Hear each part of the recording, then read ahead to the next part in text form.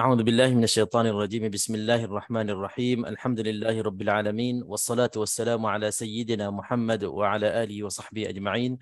سبحانك لا علم لنا إلا ما علمتنا إنك أنت العليم الحكيم. اللهم فقهنا في الدين وعلمنا التأويل. اللهم ربنا اشرح لنا صدورنا ويسر لنا أمورنا واحلل عقدة من ألسنتنا يفقه أقوالنا، ولا حول ولا قوة إلا بالله العلي العظيم. Dan Assalamualaikum warahmatullahi wabarakatuh. Waalaikumsalam Waalaikumsalam warahmatullahi warahmatullahi wabarakatuh. wabarakatuh. Okay, Alhamdulillah, pada malam ini insyaAllah kita akan teruskan lagi kelas kita, iaitulah kelas Asas Tajwid Al-Quran, untuk sama-sama kita mempelajari dan bermudzakarah, mengingatkan sesama kita tentang hukum-hukum tajwid dan hukum-hukum membaca Al-Quran dengan baik dan sempurna. Dan dengan kita mempelajari ilmu tajwid dah, kita akan bertambah lagi yakin dan juga bertambah lagi ilmu pengetahuan tentang macam mana kita nak membaca Al-Quran dengan baik. Kalau tidak, kita akan tiada kemajuan dan juga perubahan dalam bacaan kita. Mungkin kalau kita hanya memadai dengan membaca dengan gaya yang sedia ada sahaja, tanpa ilmu tajwid, tanpa melibatkan diri kita dengan kelas-kelas Al-Quran, mungkin kualiti bacaan kita bukan semakin baik, mungkin semakin turun ataupun semakin kurang. Boleh berlaku sangat-sangat. Sebab dengan ilmu dan juga pembaharuan ilmu, penambahan ilmu akan memajukan diri kita dalam bidang apa sekalipun, dan terutamanya bidang tajwid ataupun bidang membaca Al-Quran. Kita dalam dunia sekarang, zaman sekarang, usia sekarang, apa lagi kita nak sibukkan diri kita kalau bukan dengan Al-Quran? Kalau kita masih lagi kejar dunia, sampai bila kita nak kejar? Kalau kira dah lama kita kejar sampai ke saat ini, masih mungkin tak akan puas dan tak akan habis dan tak akan tamatnya urusan dan juga tugasan apa sahajalah tentang duniawi kita. Tapi Alhamdulillah, syukur kepada Allah Subhanahu Wa Taala, tuan-tuan dan puan-puan yang senantiasa dan juga istiqamah bersama kelas-kelas Al-Quran ini. Bersyukurlah sangat-sangat kerana Allah Subhanahu Wa Taala pilih kita. Allah Subhanahu Wa Taala beri peluang kepada kita. Allah Subhanahu Wa Taala buka kemudahan untuk kita serta dalam kelas-kelas, sama ada online, offline. Masya Allah, kita ada sahaja dan kita dimudahkan sahaja. Banding dengan orang lain, Masya Allah, kita doakanlah. Mungkin kadang-kadang mereka adalah ahli keluarga kita. Mungkin kadang-kadang mereka adalah anak-anak kita yang kita sayang. Mungkin mereka adalah sahabat-sahabat rapat kita. Mungkin mereka adalah orang-orang yang tak lain tak bukan mungkin orang yang di sekeliling kita. Tapi bila nakkan mereka bersama dalam kelas-kelas agama, kelas-kelas Al-Quran, tak dapat. Dengan apa alasan sekalipun, tak dapat. Jadi Alhamdulillah, kita dapat. Itu saja. Kita nak rasakan diri kita, kenapa Allah pilih kita, tak pilih mereka. Di situ kita boleh nilai dah bahawasanya Allah, Masya Allah, masih sayang kita dan masih beri peluang untuk kita kumpul sebaik-baiknya kebaikan, untuk menjadi hujjah, untuk menjadi alasan bila bertemu dengan Allah Subhanahu Wa Taala, insya-Allah satu masa nanti. Dan membaca Al-Quran tak sunyi lagi dan tak tersembunyi lagi bahawasanya afdalul ibadah dan semudah-mudah ibadah yang Allah Subhanahu Wa Taala berikan pahala ganjaran berganda-gandanya, berlipat-lipat gandanya. Membacanya sahaja tanpa beramal pun dah dapat ibadah. Membacanya sahaja tanpa faham pun, tanpa tadabbur pun dah dapat pahalanya. Membaca sahaja, kadang-kadang tak membaca, mendengar pun, kadang-kadang tak mendengar, melihat, menyentuh Al-Quran, semua ada bahagiannya. Jadi tak ada yang semudah membaca Al-Quran. Sebab itu biarlah habis usia kita, masa kita untuk bersama Al-Quran, dan juga menggali ilmu-ilmu Al-Quran dan juga mencuba memahami ilmu-ilmu Al-Quran dan antaranya tajwid.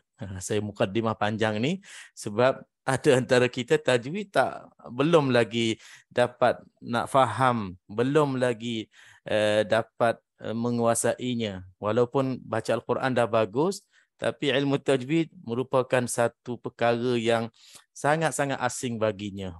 Macam tak boleh masuk.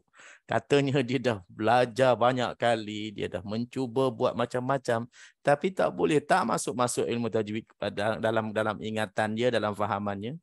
Maka bersabarlah terus dan menerus lagi untuk mencuba memahaminya. InsyaAllah, yakinlah satu masa nanti InsyaAllah Allah Subhanahu Wa Taala akan beri kefahaman dan InsyaAllah akan dapat menguasainya InsyaAllah. Okey. Untuk malam ini mukaddimah kita dah mulakan. Untuk malam ini insya-Allah kita akan cuba sambung lagi murajaah kita sebelum kita nak tambah yang baru. Ya. Yang baru kita pada malam ini sifatul huruf. Masih lagi sifatul huruf. Jadi untuk malam ini kita boleh kita sambung berkenaan dengan last kali kita bincang minggu lepas maddul lazim. Maddul lazim, maknanya malam ini kita akan sambung selepas maddul lazim. Kita tengok ada mad silah. Mad silah. Okey, mad silah. Untuk pengetahuan kaum muslimin, muslimat, masya-Allah, kaum muslimat dah mula kelas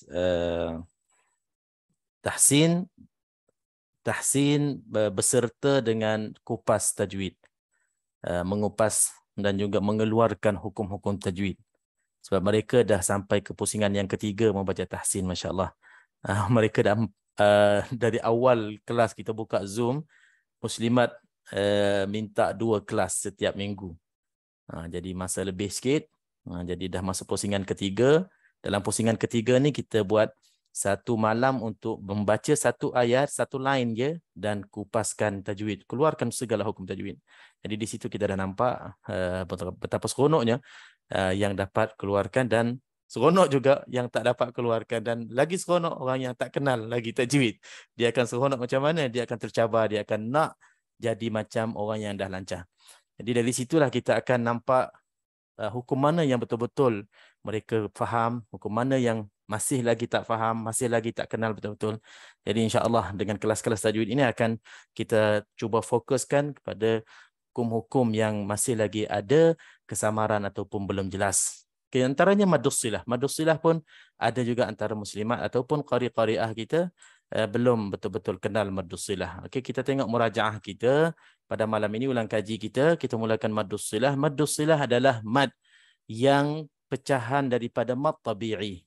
Boleh dikatakan dia asalnya syaratnya bentuknya terjadinya lebih kurang mad asli ataupun mad tabi'i. Cuma yang membezakan maddus silah dengan mad tabi'i ataupun mad asli, maddus silah dikhususkan untuk ha dhamir. Ha dhamir berlakunya pada ha dhamir. Ini tengok dalam skrin ni ada sebut berlakunya pada ha dhamir. Ha dhamir kalau dalam bahasa Melayu kata ganti nama lah, yang kita terjemahkan nya tu kepadanya, olehnya, kata-kata yang kita nak rujukkan kepada siapa, kata ganti nama. Okey, jadi hak dhamir itulah bila dalam Al-Quran hak dhamir yang baris bawah dan hak dhamir yang baris depan, bihi ataupun lahu, atau mana-mana kalimah yang ada hu lah ataupun bihi yang panjang 2 harakat, itulah silah. Silah ni maknanya dibaca panjang, ditarikkan. Kalau tanpa silah dia baca hu pendek saja. Tapi kalau silahnya kena baca hi, hu, itu asal mad silah. Jadi senangnya bila kita jumpa dalam Al-Quran bacaan yang dipanjang hi dan hu di hujung perkataan, Itulah maksilah. Cuma malam ni kita nak jelas lagi yang mana maksilah qasirah dan yang mana maksilah tawilah. Okey, qasirah dan tawilah ni, qasirah pendek, tawilah panjang. Qasirah kalau sebut pendek, mad sependek-pendek mad adalah 2 harakat. Dan tawilah maksud tawilah di sini lawan qasirah, lawan yang pendek tadi. Maksudnya lebih daripada 2 harakat. Dia akan pergi kepada 4 harakat ataupun 5 harakat. Tengok kepada kaedahnya yang kita akan terangkan selepas ini. Okey, jadi sampai situ saya terangkan dah maksilah. Siapa boleh bezakan ataupun boleh ceritakan sedikit apa beza antara silah qasirah dan silah tawilah? Okey, boleh? Silakan. Dalam bab murajaah ni kalau boleh kita nak muslimin ataupun muslimat tak apalah, kalau nak bercerita ambillah peluang. Cuba cerita dengan gaya kita apa yang kita faham sendiri. Dengan kita banyak bercerita, kerap bercerita, insya-Allah dia akan menambahkan lagi faham kita tentang hukum-hukum yang kita bercerita. Okay, silakan.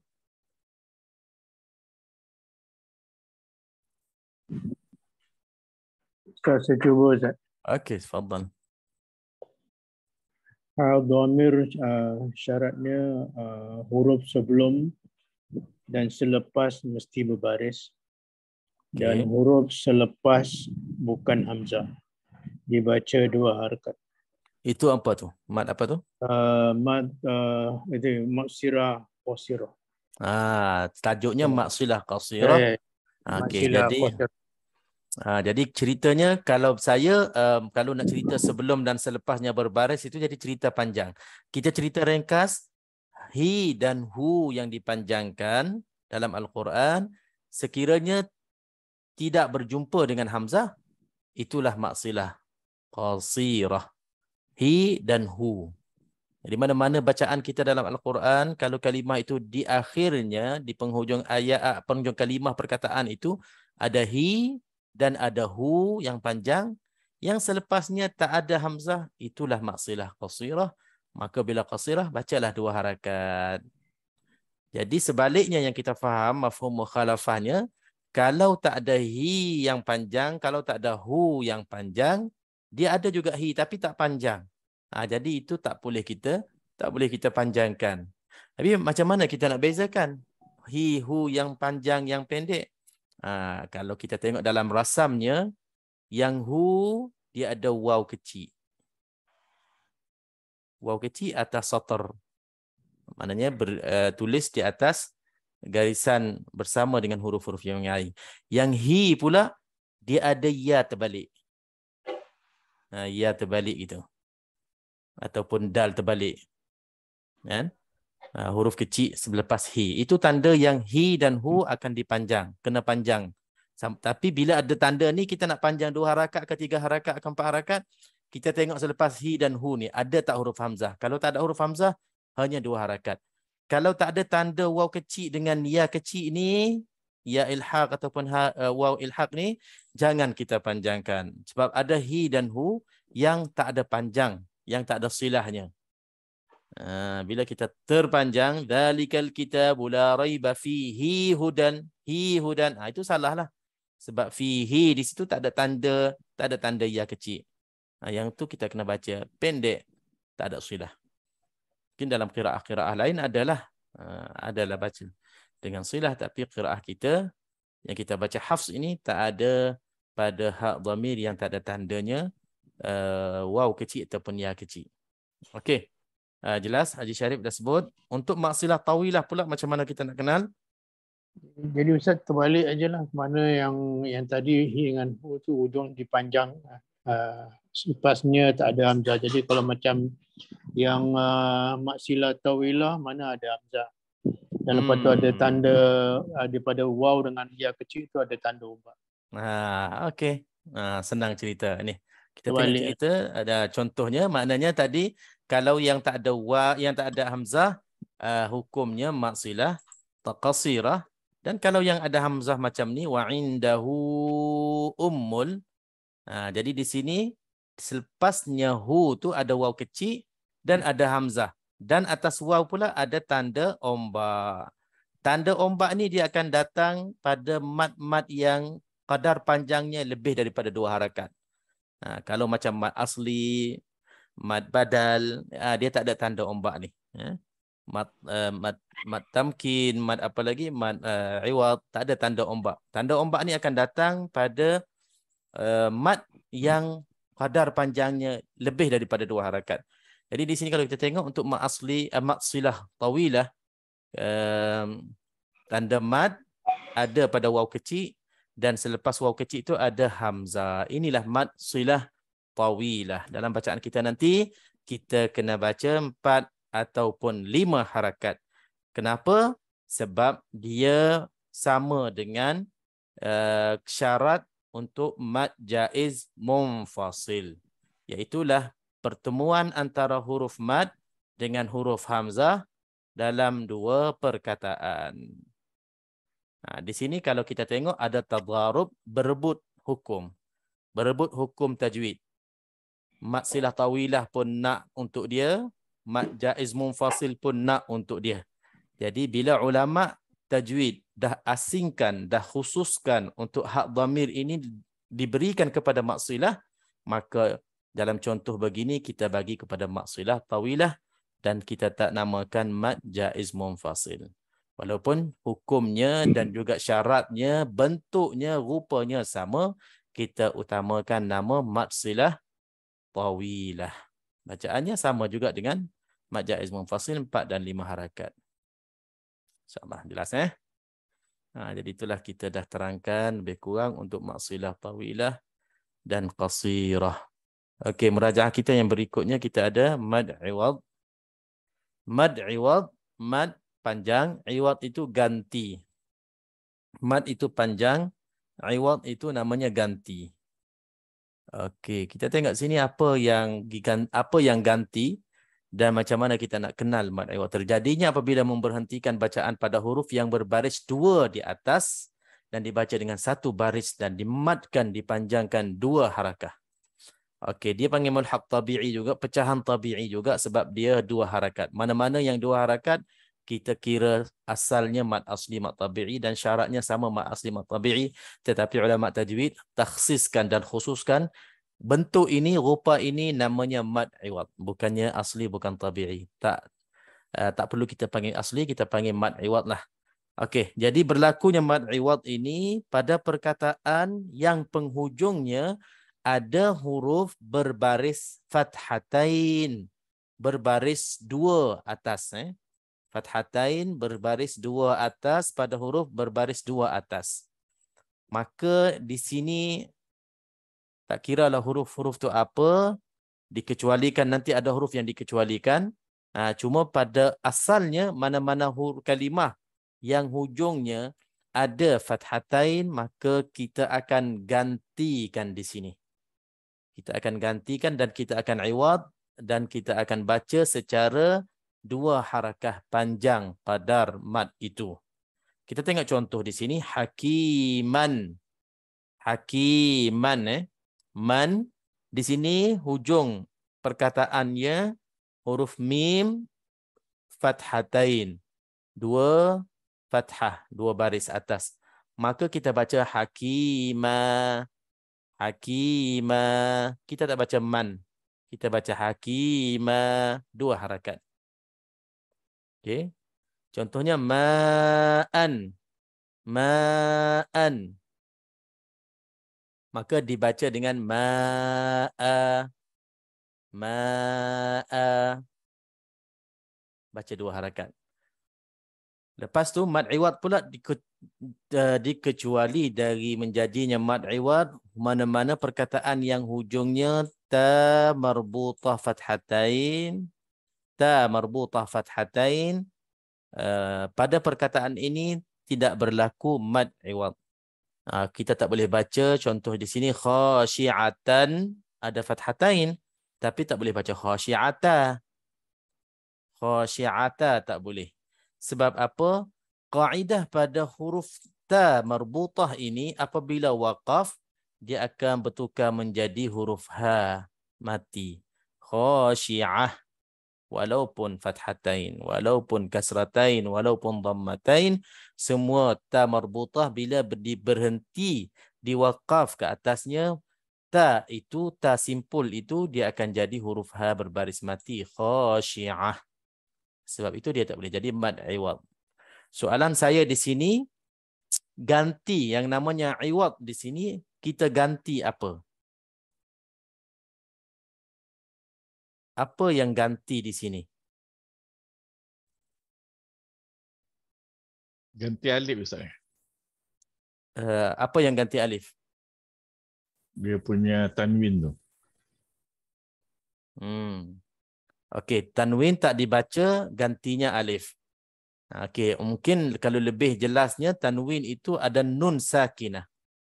Ada nun sakinah dalam tanwin. Dalam tanwin itu ada nun mati. Kan pengertian tanwin, nunun zaidah. Nunun zaidah, nun yang ada pada akhir kalimah itu.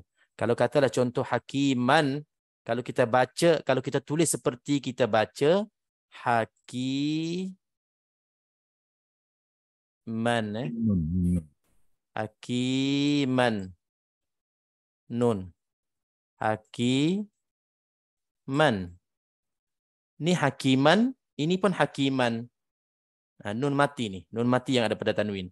Nun mati inilah yang kita gantikan dengan alif maddiyah, alif mad. Itu iwad.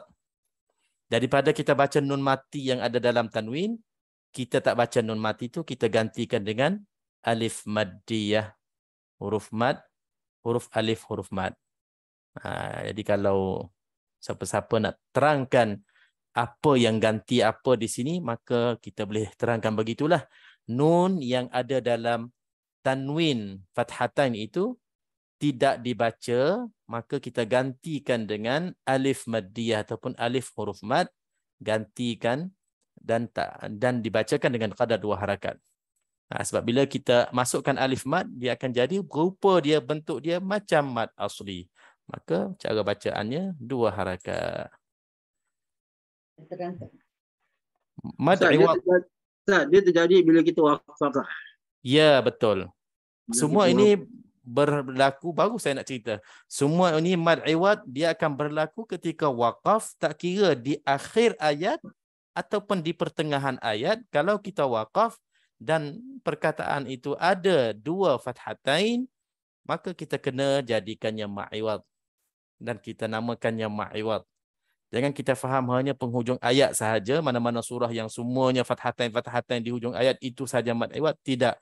Dia boleh berlaku bila-bila masa, asalkan kita waqafkan atas perkataan yang hujungnya ada 2 fathatain, 2 baris atas, selain daripada huruf ta marbutah, maka kita namakannya ma'iwad dan bacanya dengan 2 harakah. Cuma berhati-hatilah, mad iwad ini dia sama juga dengan mad asli. Bila kita baca dengan qadar 2 harakat, jangan kita terlebih lepaskan nafas. Bila terlebih lepaskan nafas, dia akan wujudnya huruf ha mati tak sengaja. Hakimah, ma'ah. Kalau kita bernafas je, kita lepas nafas terus, dia ada huruf ha. Dan minta maaf, memang masih ramai lagi ustaz qari-qariah kita terlepas nafas tanpa sedar, memang dia akan timbulnya ha mati, dan itu bahaya. Dia seolah-olah tertambah huruf ha mati, 1 huruf tanpa disengajakan. Tapi kalau boleh, cubalah kita kawal. Jadi mana-mana mak asli ataupun mak iwad, kalau kita nak berhenti, cuba kita tahan nafas. Jangan kita terlebih lepas nafas supaya elak daripada berlakunya ha mati itu. Bila kita tahan lebih pula, dia akan jadi hamzah mati pula. Itu nak kena jagalah antara terlebih nafas ataupun terlebih tahan. Contohnya yang terlebih tahan, dia akan jadi seolah-olah ada hamzah mati. Hakima. Kita tahan kan? Hakima. Jadi macam ada hamzah. Wadduha wal laili idza saja. bila kita tahan nafas dan kita putuskan bacaan terus dengan mengejut, seolah-olah ada hamzah mati pula. Tapi kalau terlebih relax kita, wadduha wal-laili idza saja. Jadi ha pula. Jadi antara separuh-separuh. Wadduha wal-laili idza saja. Jadi kita nak kena tahan antara tahan dan juga lepas separuh-separuh. InsyaAllah seronoknya. Bila kita baca dalam keadaan kita tahu cara bacaan, kaedahnya tajwid ini, dan kita berhati-hati setiap kali kita nak baca hukum mad asli dan mad iwad ini, kita berhati-hati supaya tak terlebih nafas, tak terlebih tahan, maka kita akan terasa kita betul-betul menjaga hukum-hukum tajwid ini, insya-Allah. Okey, ada soalan di sini, apa beza antara mad iwad dan mad badal? Dua-duanya ganti. Okey, bagus soalan. Dari segi istilah tak ada bezalah. Sebab kedua-duanya ganti. Tapi dari segi lurah, dari segi panggilan tu, dari segi namanya, kedua-duanya ganti. Tapi dari segi proses ganti itu dia beza. Sebab itu mana-mana ilmu, tajwid ke fiqh ke apa-apa ilmu lah, dalam kitab-kitab pengarang ulama-ulama ini, selalunya untuk nak mensyarahkan ataupun menjelaskan istilah-istilah fiqh ke istilah-istilah tajwid ke, dia akan mulakan dengan dalam bahasa apakah maknanya, dan dalam istilah ilmiah, istilah ilmu tu apakah maknanya dan apakah maksudnya. Jadi dalam istilah tajwid, bila sebutnya mad iwad, dia akan terjadi seperti mana kita bahaskan tadi, iaitulah setiap kalimah perkataan yang di akhirnya ada huruf berbaris dua fathah, dua baris atas selain daripada tamarbutah, maka digantikan, diiwadkan di sini dengan huruf mad alif. Ini khas untuk mad iwad. Mad badal tak jadi macam ni. Adapun mad badal, dia akan ganti juga. Macam mana ganti pula? Dia akan ganti dalam huraian istilah dia, iaitulah setiap kalimah yang pada asalnya dua hamzah, hamzah pertamanya berbaris, hamzah keduanya berbaris sukun, maka berbaris sukun, hamzah kedua berbaris sukun ni diibdalkan, ditukarkan, digantikan dengan huruf mad yang sejenis baris hamzah yang pertama. Kalau hamzah pertama itu baris atas, hamzah kedua yang mati itu ditukarkan huruf mad alif. Kalau hamzah yang pertama baris bawah, hamzah yang kedua berbaris mati itu ditukarkan dengan huruf mad ya. Kalau hamzah yang pertama berbaris depan, hamzah yang kedua berbaris sukun itu ditukarkan, diibdalkan, digantikan dengan huruf mad waw. Sebab sesuai dengan hamzah yang pertama barisnya depan. Namanya ganti juga, namanya badal juga. Namanya tukar, maknanya sama, cuma pertukaran dan gantian itu dalam keadaan berbeza. Okey, insyaAllah jelas ya. Tak apa, soalan-soalan begini saya suka sebab kita akan cuba bagi pencerahan dengan gaya-gaya berbeza. Mungkin saya dah cerita sebelum ni mak badal macam mana, mungkin ada yang faham cara lain. Dan bila ada soalan pula, saya akan cuba olah dan juga tukarkan cara penjelasan itu, mungkin dengan cara ini lebih bertambah lagi jelas insya-Allah. Okey, jadi habis mad iwad tak ada masalah, insya-Allah kita boleh baca secara baik insya-Allah. Yang kita nak jaga tadilah supaya tidak tertambahnya huruf ha mati ataupun hamzah mati. Insya-Allah. Okey, berikutnya kita ada maddut tamkin, insya-Allah kita boleh tambah satu lagi mad dan kita terus masuk ke tajuk baru kita insya-Allah untuk malam ni. Maddut tamkin, kita habiskan maddut tamkin. Maddut tamkin iaitulah berlaku pada asalnya berlaku dengan huruf ya yang adanya sabdu. Huruf ya yang ada sabdu dalam perkataan-perkataan tertentu sebelumnya huruf mad, selepasnya huruf mad adanya huruf ya berbaris, sebelumnya huruf mad ya berbaris dan bersabdu. Itu pada asal maddut tamkin. Maddut tamkin. Makna tamkin itu maknanya kita menguasainya. Kita menegaskan dan juga kita menjelaskan huruf ya yang sabdu tu. Itu dia tamkin. Sama ada kita tamkin ataupun tidak. Sama ada kita mampu menjelaskan ya yang ada sabdu ataupun kita tidak tamkin. Kita tak mampu nak jelaskan ya yang adanya sabdu. Jadi sebenarnya maddu tamkin ini dia nak bantu kita untuk tambah lagi faham tentang asal huruf yang bersabdu. Yang saya selalu sebut dan selalu ulang berkali-kali, asal mana-mana huruf sabdu yang bersabdu di dalam Al-Quran, kita ambillah huruf, kita ambil huruf ya lah. Sebab maddu tamkin dia bahaskan untuk huruf ya. Huruf ya dalam Al-Quran, kalau ya itu bersabdu, tasydid, asalnya dua ya. Satunya ya mati, ya sukun. Keduanya ya berbaris. Ini asal ya yang ada tasydid. Maka Arab dia tak suka nak at-tikrar, yang berulang-ulang ni dia tak suka dan dia nakkan kepada ringkas dan nak memudahkan. Jadi di sini dia amalkan kaedah idgham. Idgham mutamathilain. Idgham mutamathilain. Dia masukkan ya mati ke dalam ya berbaris. Ya ini diidghamkan ke dalam ya berbaris, maka menjadi ya sabdu, ya tasydid. Jadi kalau kita letakkan hamzah berbaris atas sebelum ya tasydid dan letakkan hamzah berbaris atas sebelum dua ya, satu ya berbaris mati, satu ya berbaris sahaja satu. Cuba kita baca, sama je. Yang ni ayya. Yang ini pun ayya. Ayya. Ayya. Cara baca kedua-dua surah ini sama sahaja. Yang atas ayya. Yang bawah ayya. Jadi kalau kita baca begini, ayat yang tak ada mati sebelum ni, baca ayat saja. Ayat yang tak ada sabdu, sama juga kita baca ayat. Jadi ini ya satu. Tapi kalau yang tasydid, mesti nak kena ayat. Sebab asalnya dua ya. Ya satu mati, ya keduanya berbaris.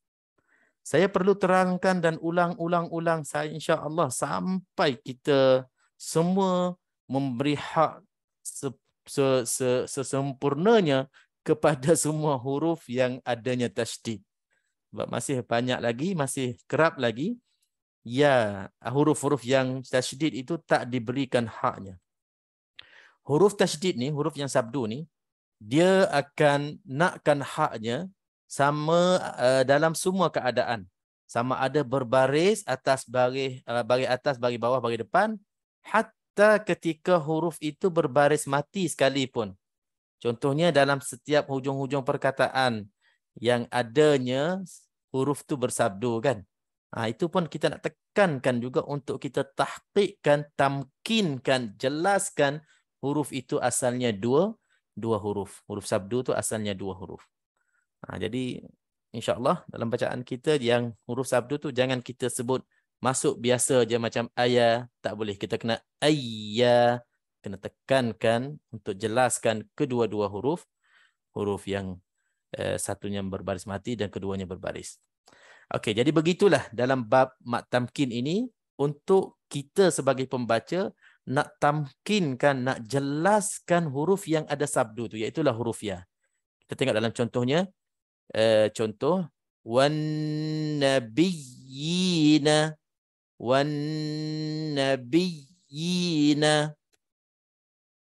Okey, kalau kita tengok perkataan an-nabiyina,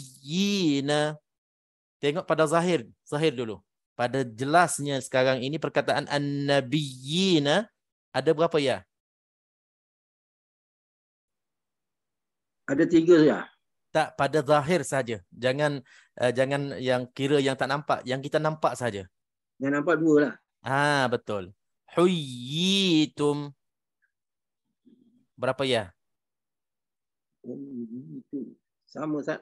Sama juga. 2 ya sahaja. 2 ya sahaja.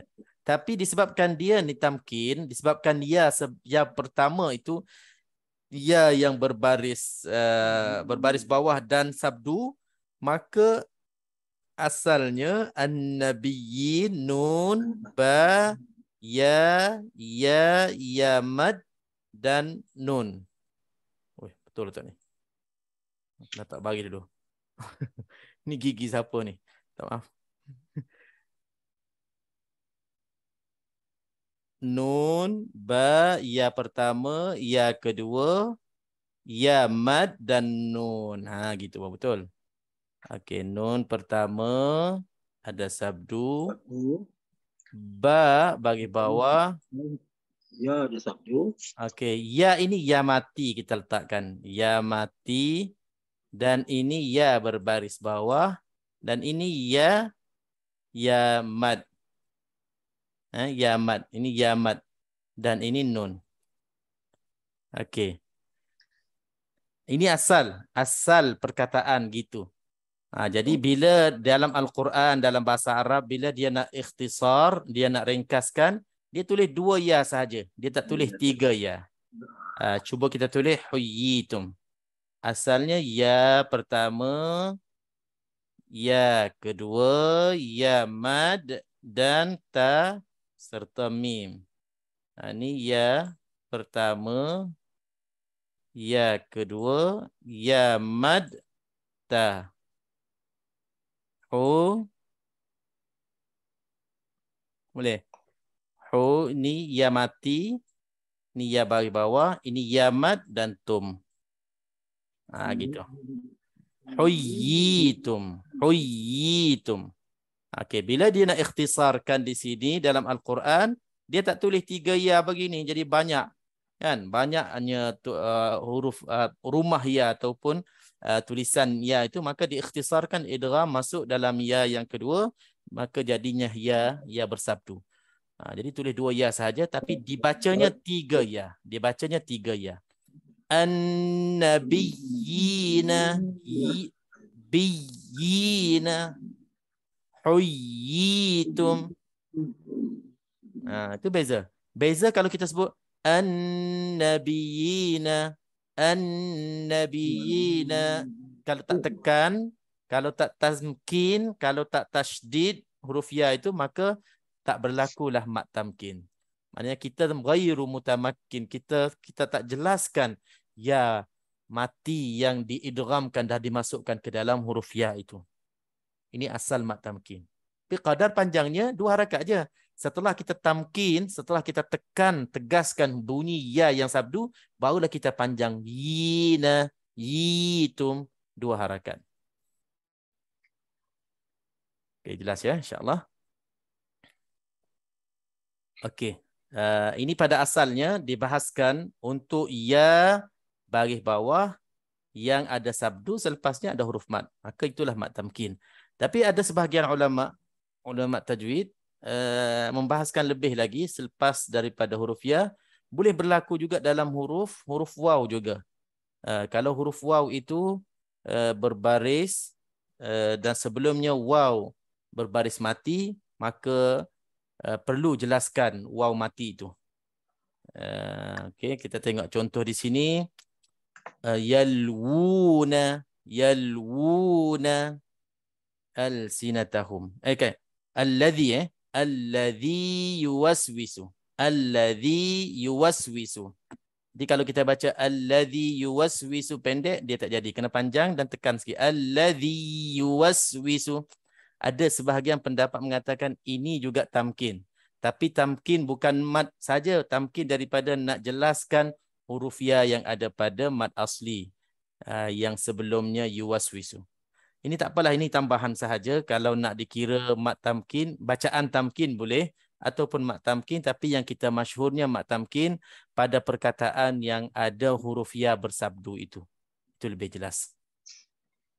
Yuhyi, yastahyi, dia nak jelaskan kedua-dua ya itu. Jadi kena tekan sikit. Jangan kita baca hanya mat 2 harakat terus kita jalan. Itu dia kurang jelas tamkinnya insya-Allah. Okey, saya rasa mak tamkin habis, mak farq insya-Allah. Mak farq tak apa, kita tangguh dulu sebab panjang mak farq ni. Kita akan bahas dengan alif lam syamsi dengan alif lam qamari sekali insya-Allah. Okey, malam ni insya-Allah kita cuba sambung dan kita tambah lagi tajuk baru kita yang last kali kita bincang minggu lepas.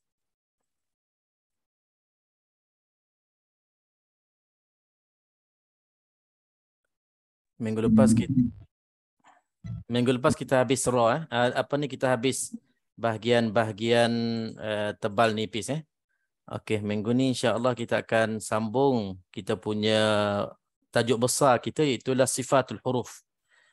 Malam ni mungkin ada masa untuk kita baca tatbiq insya-Allah untuk muslimin, keluarkan tajwid dalam bacaan ataupun ayat-ayat yang dibacakan.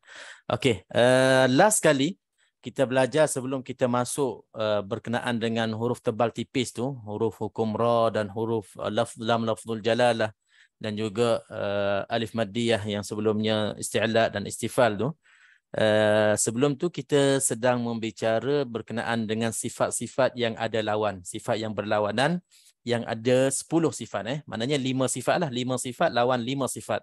Jadi 5 kuat, 5 dhaif, 5 lemah. Kita dah bincang 4 gulungan. Al-hamsu wal jahar. Hams lawan jahar. Asyiddah lawannya rakhawah. Al-isti'la lawannya istifal. Al-itbaq lawannya infitah. Jadi 4 gulungan dah. Malam ni gulungan yang terakhir, yang kelima, nak cukupkan 10 sifat tu, iaitulah al-ismat lawannya idlaq. Ataupun al-idlaq lawannya al-ismat. Jadi bagi yang belum boleh tangkap apa sifat-sifat yang saya sebut tu, biar tak apa, biar biasakan diri dengar dulu, manalah tahu insya-Allah satu masa nanti insya-Allah boleh faham semua. Okey, cuma malam ni ringkas sahaja, jangan kita tak perlu kita pening kepala. Malam ni kita nak habiskan yang sifat yang ke-9 dan 10 ini, ataupun gulungan yang terakhir, gulungan yang kelima ini, antara idlaq dengan ismat, sifat yang mudah dan tak perlu kita pening-pening kepala. Sebenarnya idlaq dan ismat ini, apa yang saya faham dari guru-guru Quran dan tajwid saya, iaitulah sifat ini hanya mukammil sahaja, cukup korom saja, menggenapkan bilangan sifat. Dia sebenarnya dia tak ada kaitan sangat dalam hukum tajwid, cuma dimasukkan dalam gulungan sifat-sifat ini untuk nak cukupkan bilangan sifat. Sebab yang disusunkan nama-nama sifat ni adalah Ibnul Jazari, ulama tajwid yang hebat, ataupun ulama yang banyak sangat berjasa lah dalam bab Al-Quran ini, dan dia memang masyhur dalam bab qiraat dan juga bab tajwid ini, menjadi rujukan semenjak daripada kurun ke-9 kalau tak silap saya. Daripada kurun ke-9 sampai sekarang ni masih lagi orang mencari karangan-karangan ataupun kitab-kitab yang ditinggalkan oleh Ibnul Jazari ini, maka dialah yang kumpulkan sifat-sifat ini. Sebab apa? Dalam syarahan beberapa guru mengatakan disebabkan bab makharijul huruf ada 17 tempat keluar, jadi sifat ni dia sebut 17 jugalah. Jadi nak memudahkan untuk kita nak kira ataupun nak belajar ataupun nak kenal sifat-sifat ini. Jadi kita dengar sahaja, faham lebih kurang, tapi tak perlu kita nak mencari dalam bacaan tajwid kita. Dalam bacaan tajwid kita, dia tak ada istilah kena baca secara izlaq, kena baca secara ismat. Tak ada. Sebab dia lebih kepada hukum bahasan ilmu sarf, ilmu asal usul perkataan, binaan perkataan dalam bahasa Arab, sifat idlaq dan ismat ini. Jadi kita ambil faham begitu saja, tak perlu kita nak pening-pening. Kalau kita nak mendalami bab sifat, insya-Allah kita akan sampai ke tahap Yang lain betul-betul kita kena faham, sifat-sifat yang lain kita kena faham, dan waktu kita baca Quran pun kita kena jaga-jaga supaya sifat itu tak lari daripada asalnya. Maksudnya kita kena bagi setiap huruf itu mustahaknya dan sifatnya. Tapi bila sampai kepada sifat ismat dengan idlaq ni, dia tak perlu jaga sangat sebab dia tak ada kait sangat dengan bacaan kita. Okey, contohnya sifatul idlaq, yang ke-10 ni sifatul idlaq. Idlaq dalam bahasa Arab maknanya tepi. Tarafu. Adlaqa yani taraf syai'. Zalaqahu tarafahu. Tepi. Kalau kita tengok tepi di sini, tepi huruf. Huruf-huruf yang keluarnya, tempat keluarnya dari tepi. Kalau kita tengok pula bilangan hurufnya ada 6 huruf. 3 huruf keluar dari tepi lidah, 3 huruf keluar dari tepi bibir mulut. Diistilahkan gitulah. Contohnya, ra dengan nun dengan lam keluarnya tepi lidah. Fa, mim dengan ba tepi bibir mulut. Maknanya keluarnya dari 2 bibir mulut. Di situlah diberikan nama idlaq. Tapi kalau nak tanya, bacaan tajwid macam mana? Bacaan tajwid, bacalah macam mana kita tahu makhraj fa-nya di mana, makhraj ra-nya di mana, sifat ra tebal atas, bari bawah, tipis, bari depan tebal. Kita ikut sifat-sifat yang sebelumnya. Tapi nak cara baca izlaq, dia tak ada penjelasan nak baca izlaq tu macam mana. Tapi kalau di sini dia sebut menyebut dengan mudah kerana sebahagian hurufnya, maknanya tak ada apa pun yang baru dia datangkan dalam istilah ataupun pengertian bab izlaq di sini. Ismat pun begitu saja. Jadi kita nak ringkaskan, ismat pun huruf yang tertegah daripada bersegera keluar ketika dilafazkan. Sebenarnya tiada apa yang baharu didatangkan dalam pengertian ini, sebab huruf ismat, huruf-huruf yang selain daripada huruf izlaq dan yang keluarnya dari makhraj-makhraj dan sifat-sifat yang kita dah belajar dalam bab-bab sifat yang sebelum ini. Di kesimpulannya begitulah, kalau kita rujuk kepada mana-mana ilmu tajwid, penjelasannya huruf sifat idlaq dan sifat ismat hanya mukammil untuk nak menggenapkan 17 sifat dalam bab sifat-sifat huruf. Okey, yang saya boleh terangkan begitu sahaja. Idlaq mempunyai 6 huruf, farra min lub, dan ismat mempunyai huruf selebih daripada huruf idlaq tadi. Jadi ada lagi 28 tolak 6, ada lagi 22 untuk huruf ismat. Wallahu taala a'lam. Kalau boleh faham, maka alhamdulillah. Kalau tak faham pun saya rasa tak rugi sangatlah, sebab untuk sifat ismat, sifat izlaq, dia tak sama dengan sifat isti'la dengan istifal. Kalau isti'la kena betul-betul faham. Sebab apa? Sebab isti'la bacaan yang tebal, bacaan yang tinggi. Hurufnya ada 7. Kita kena kenal dan kena hafal terus hurufnya. Huruf kha, huruf sa, huruf ba, huruf gha, huruf ta, huruf qa, huruf dha. Huruf-huruf yang tebal ni kena ingat, kena hafal, kena kenal. Bila baca dalam Quran, tak kira barisnya apa, baris atas, bawah, depan, baris mati, kena tebalkan sebab dia huruf isti'la. Itu bezanya. Selain daripada itu, kita bacalah dengan istifal, dengan rendah, dengan tipis, sebab dia tak termasuk dalam huruf yang tinggi ataupun tebal. Itu penting, bab isti'la. Bab itbaq pun penting. Bab hams pun nak kena ada bisikan, nak kena ada suara yang kecil, suara yang sembunyi, suara yang halus, suara yang rendah, supaya kita nak bagikan sifat tadi. Tapi untuk idlaq dan ismat, dia tak ada apa-apa untuk kita nak jelaskan ataupun nak kena keluarkan dari sifatnya. Okey, ada siapa-siapa nak tambah sebelum kita masuk dalam bacaan untuk malam ini? Ataupun ada apa-apa soalan?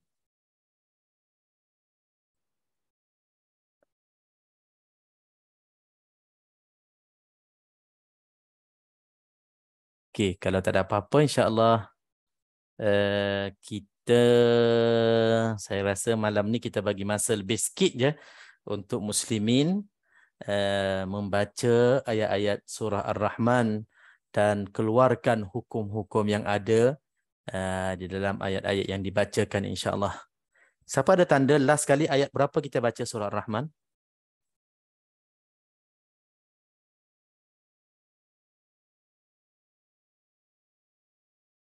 Ada tanda tak?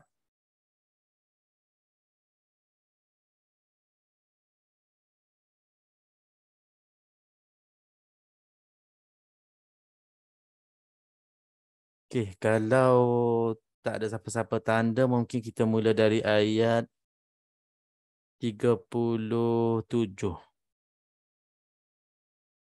Ayat 36. 36 last ke ya? 19. Jadi 37 lah, betul lah. Seingat saya sampai kita mula 37 lah malam ni. Okey. Boleh? InsyaAllah siapa nak mulakan? Ambil 2 ayat dulu, 2 ayat. Baca 2 ayat dan cuba kupaskan dan keluarkan setiap hukum yang kenal yang kita pernah belajar bersama, insyaAllah. Tafadhal. Siapa nak mulakan? Surah Ar-Rahman, muka surat 532, mula dari ayat 37.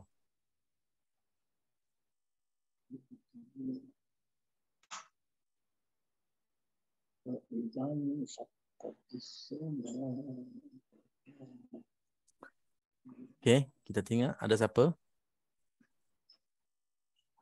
Okey, Abang Is boleh? Haji Is? InsyaAllah. InsyaAllah, tafadhal. 37 lah 37, 38. أعوذ بالله من الشيطان الرجيم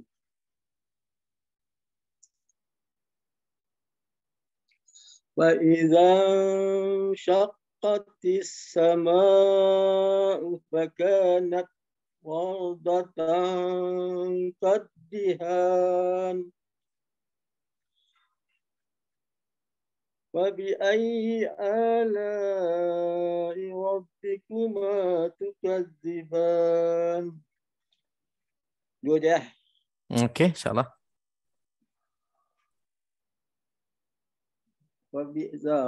Faiza mat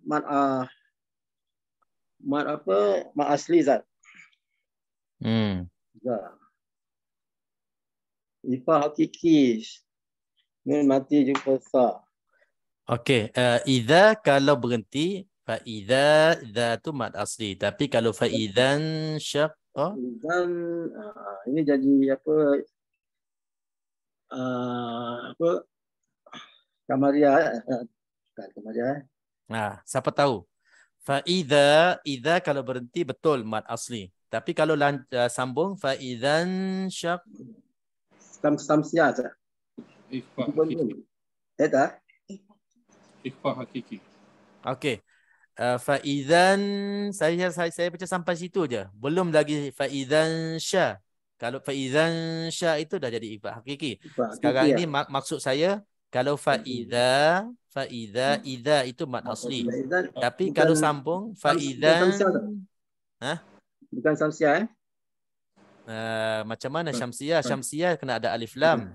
Ini alif ni tak ada alif lam Ni alif betul Siapa ingat kita pernah bahaskan yang ini. Mad asli apabila disambung dengan huruf sukun, maka mad asli itu terbatal. Mad asli itu tercegah dengan mani', pencegahnya iaitulah huruf mati. Jadi mad asli itu tak dikira mad asli. Fa idzan syaqqah tak dibaca 2 harakat. Idza itu tak dibaca 2 harakat.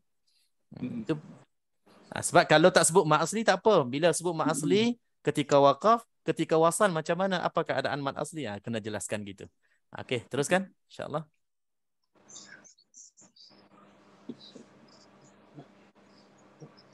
Ini tis asa idram samsia. Nun mati bertemu dengan shin, Haji. Nun mati bertemu dengan shin, ifa hakiki tak? Okey. Ifa hakiki. Dan lepas tu idram samsia. Yang mana Syamsiah? Alif lam As-sama. Okey, as-sa. Okey. As-sama. Okey.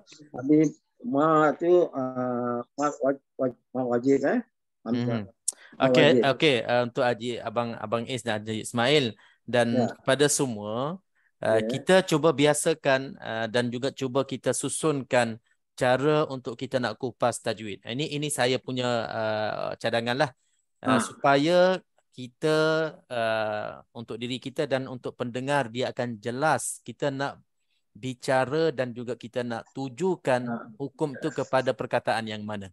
Tengok macam ni.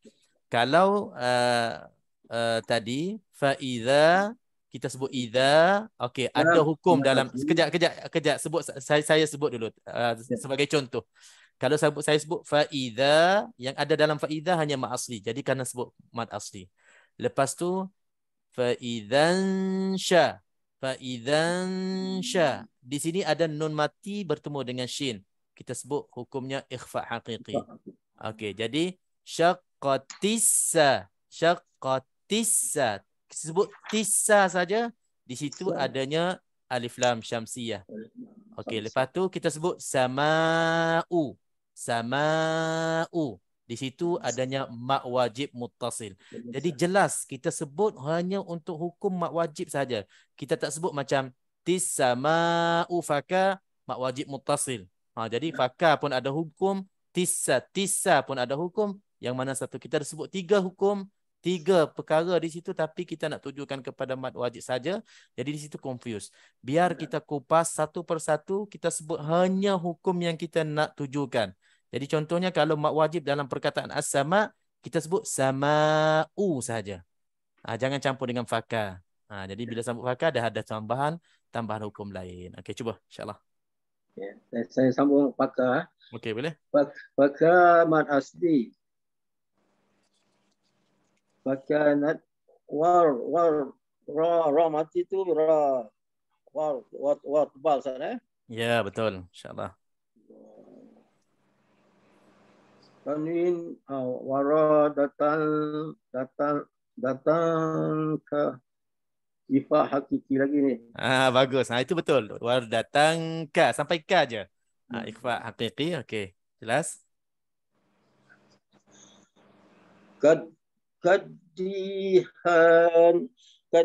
Kadi tu idram samsiah lagi. Okey, betul. Alif kaf lam sabdu dal sabdu idram samsiah lagi sana. Jadi bila kita wakafkan kadihan mad arif disukun. Jadi ambil dihan saja. Dihan ma'arif disukun. Bila kita wakaf jadi mad arif disukun. Okey, jadi satu lagi, bila akhir ayat Haji tak perlu sebut dah ketika wakaf. Maknanya akhir ayat itu dah tentunya wakaf. Okey, jelas insya-Allah. Okey, terus satu ayat lagi insya-Allah. Wa bi ayyi tu mad asli.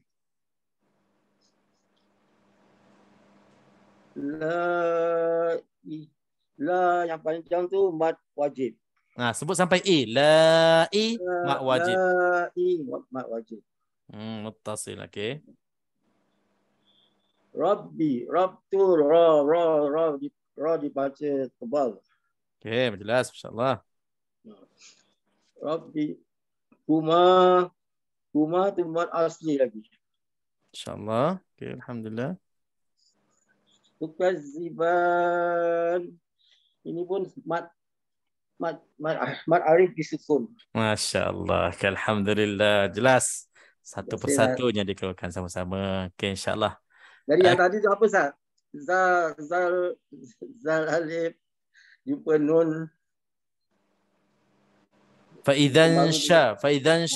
Dia tak ada hukum di situ. Maksudnya kalau tadi Haji dah sebut faidza mad asli, jadi bila sambung mad asli itu dah tertegah. Maknanya tak dibacakan mad asli.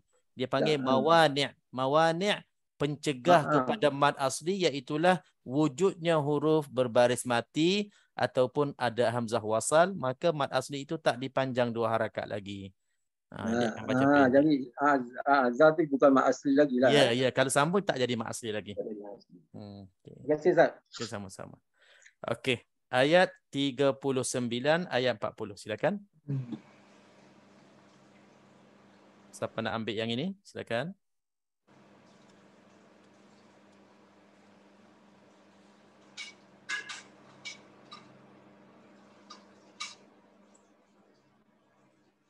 Okey, kita tengok siapa yang on mikrofonnya, unmute. Antara Haji Bashir dengan Haji Taib, siapa boleh?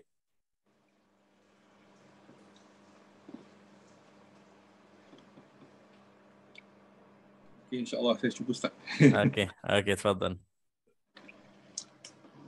وَيَوْمَئِذٍ لَا يُسْأَلُ عَنْ ذَنْبِهِ إِنسٌ وَلَا جَانٌ فَبِأَيِّ آلَاءِ رَبِّكُمَا تُكَذِّبَانِ.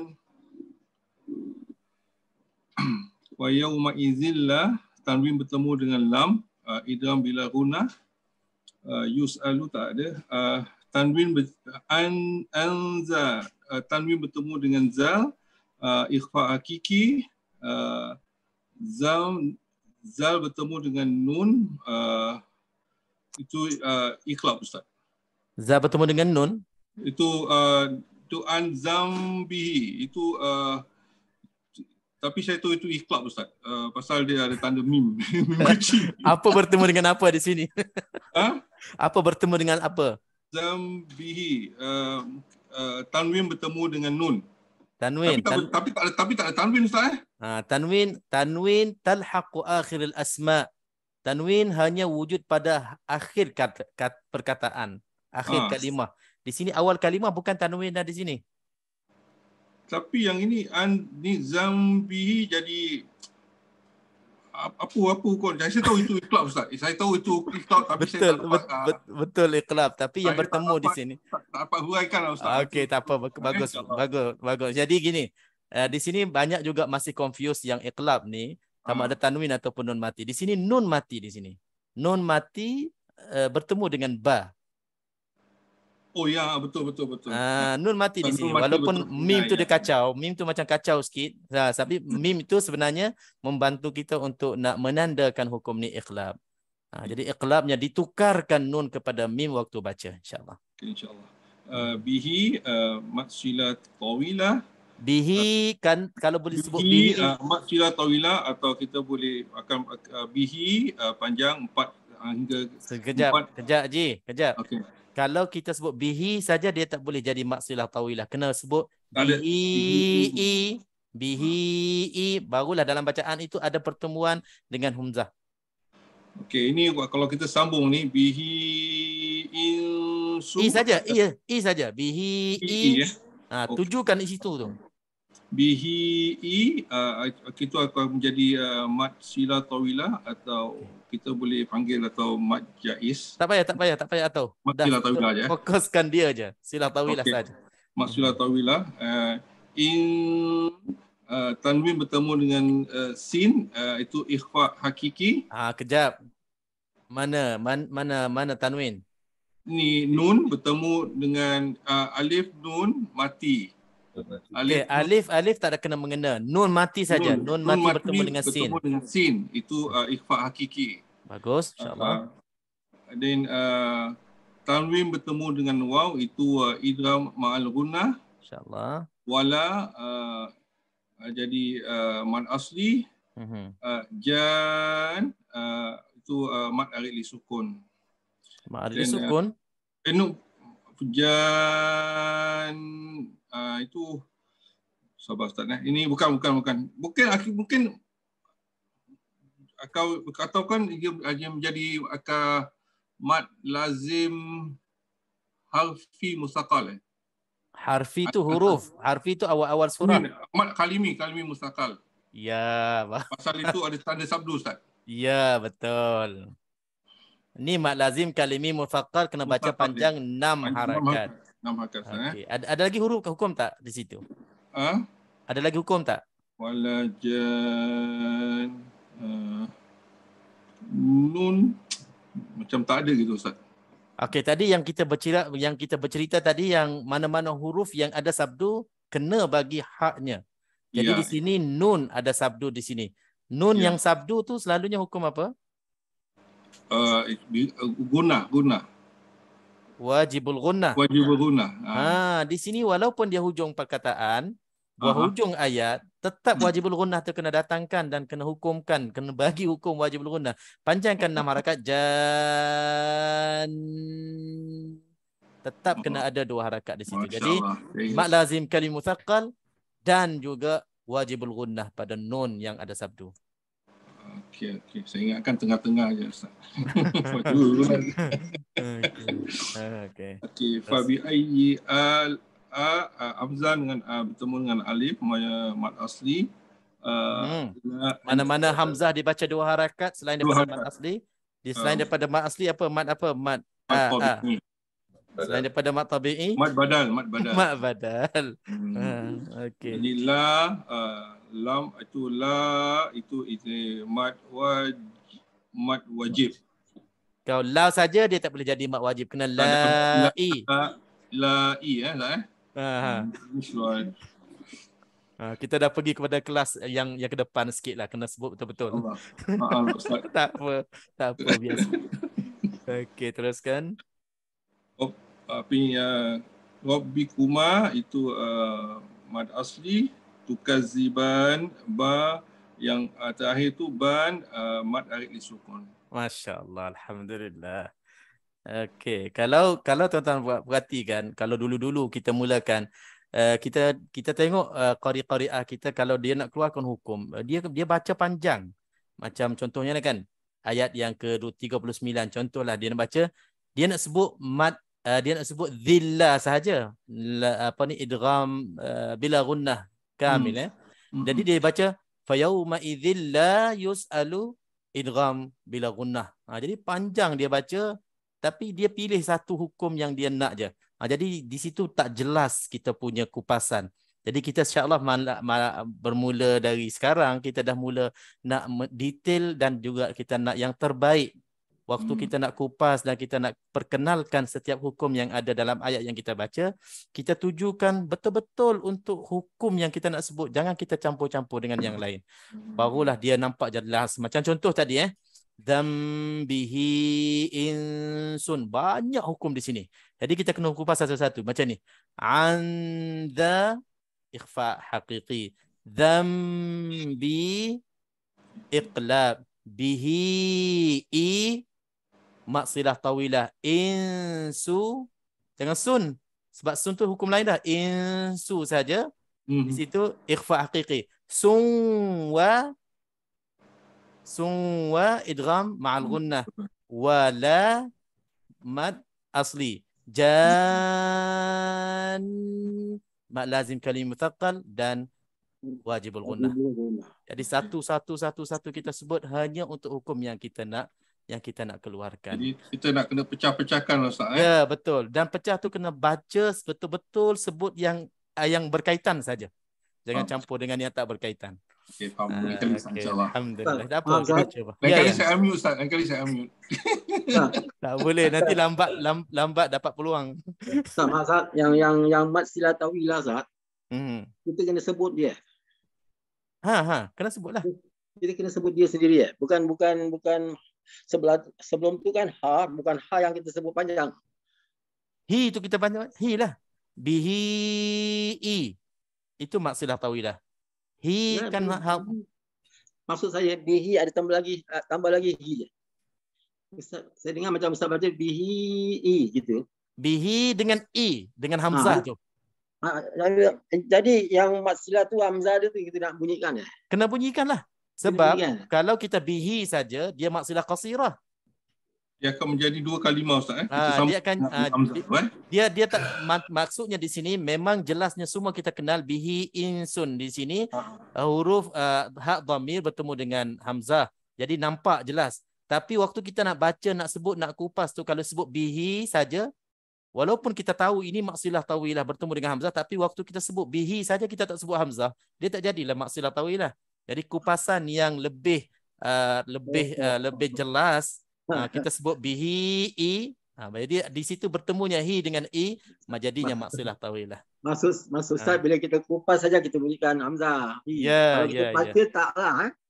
Baca mestilah bi dam bihi insung. Kalau kita baca, kita bunyikan hi aja. Zanbihi gitu je kan. Tak Cuba, bunyi cuba hamzah. sambung, cuba sambung, cuba sambung. Zanbihi. Itu ada hamzah tu. Insun.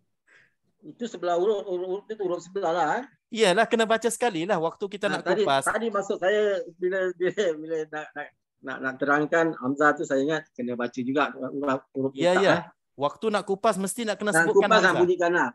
Kena bunyikan. Tak boleh sebut bihi saja. Sebab kalau bihi saja dia tak cukup Betul. dia punya. Oh, terima kasih Ustaz. Ya.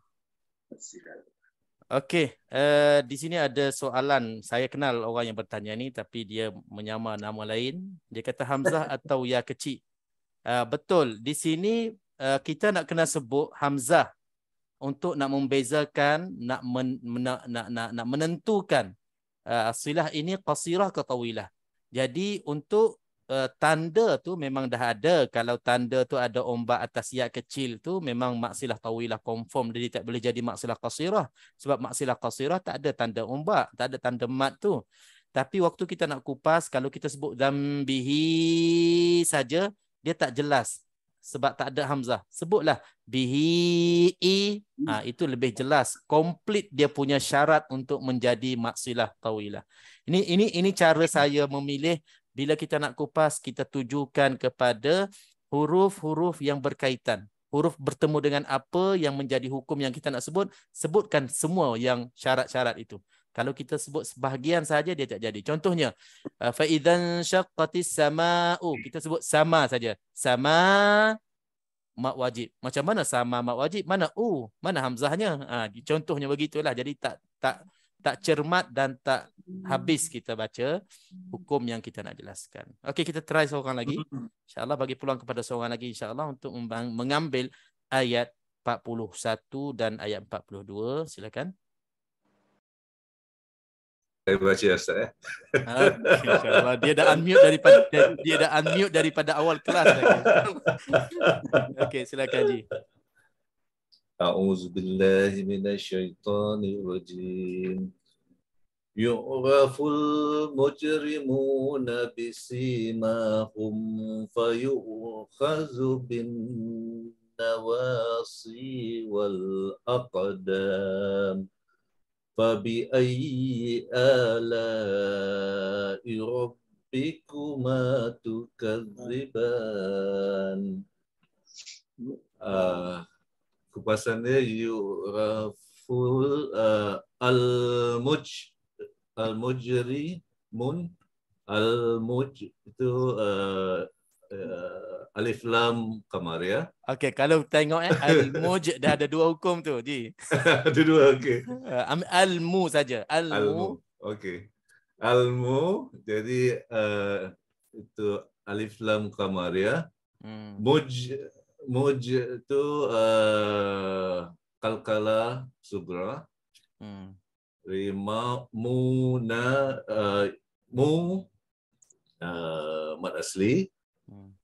Nabisi mad asli. Mad asli. Hum fayu. Hum fa. Mim jumpa mim mati jumpa fa itu izar syafawi. Fayu khazubil binna tu alif lam syamsiah. Nun sabdu tu wajibul gunna. Okey, ini ada poin di sini. Bila di sini alif lam syamsiah pun dia, sebab nun tu ada sabdu, wajibul gunnah pun dia. Kita nak sebut dua-dua ke kita nak pilih salah satu?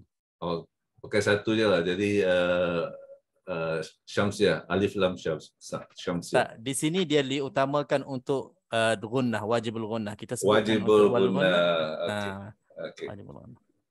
Wa mad asli, si mad asli. Wal aqdam wal alif lam jumpa hamzah kan. Ini izhar kamar ya. Aqdam qalqala sugra dan mad arid lisukun. Boleh, Okey, Ustaz? teruskan ayat yang berikutnya. Fabi ayyi mad badal la'i ini mad wajib muttasil. Rabbikuma ra-nya tebal.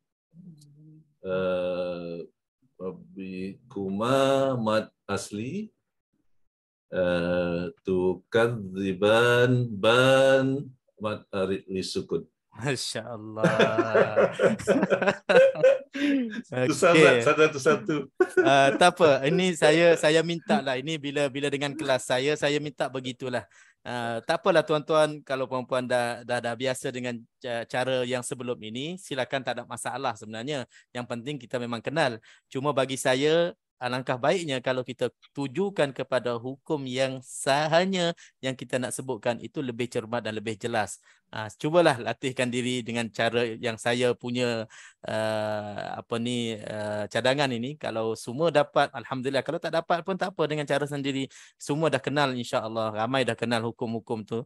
Cuma bila kita sebut banyak-banyak dalam satu perkataan, dalam satu kali kita sebut, tapi kita nak sebut hukum satu je, jadi banyak dia bercampurnya hukum, tak tahu yang mana satu. Jadi orang mendengar pun dia akan confuse. Tapi bila kita tuju kepada satu-satu, orang akan lebih jelas hukum tu hukum apa.